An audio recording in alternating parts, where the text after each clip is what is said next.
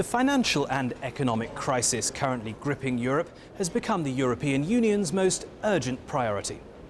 The Commission has proposed a plan to restore growth and tackle unemployment. And this week, MEPs have been debating it. The Parliament's Economic and Monetary Affairs Committee has been discussing the economic recovery component of the Commission's plan. The EPP-ED group has taken the lead in responding to the Commission by warning against anti-free market and protectionist responses. Swedish MEP Gunnar Hökmark is the group's rapporteur on the Commission's proposal and a vice president of the group. In your view, how sufficient is the Commission's plan for economic recovery? I think it lays a good ground, but I think we need to be even more stricter regarding, on the one hand, control and stable macroeconomic structures and public finances, but on the other hand, securing that we very rapidly can do something with the banking sector to get the interbank lending functioning again, to solve the credit problems. How well coordinated is the response of the member states in your view? I think it could be better coordinated, but on the other hand, I note that there has been quite a coordination, but in some way the coordination so far doesn't allow for the real actions that needs to be made regarding getting the bank system to function again. And I think there is a need for pressing forward the coordination so to secure that the member states can deal with the bad loans. Unemployment is on the rise across Europe. The problem is especially serious in the newer member states in Central and Eastern Europe, which have seen the strong growth of recent years slow to a halt.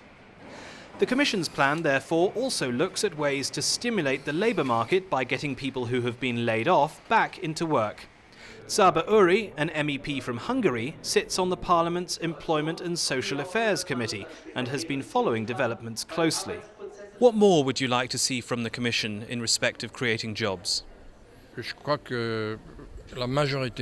think that the majority of our committee shares my opinion, which is that there's no reason for us to deviate from the course that we've already decided. So, the direction is right, but of course, we need to have a sharper focus on the most urgent consequences of this crisis. There is, however, still the danger that member states will resort to protectionism and economic nationalism to protect their interests in the downturn. I asked both our MEPs about the dangers of taking that route. They are big, and we can see it everywhere. We can see it in America.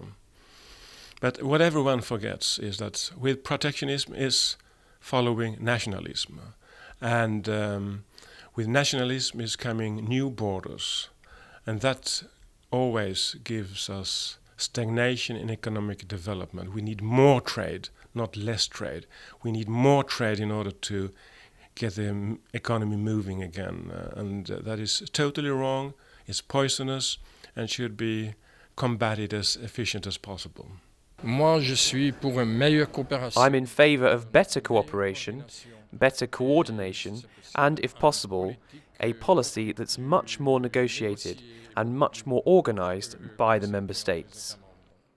So now, with less than 4 months to go to the European election, the response to this crisis is likely to have a big effect on voters' opinions. Thanks for watching, and see you again soon.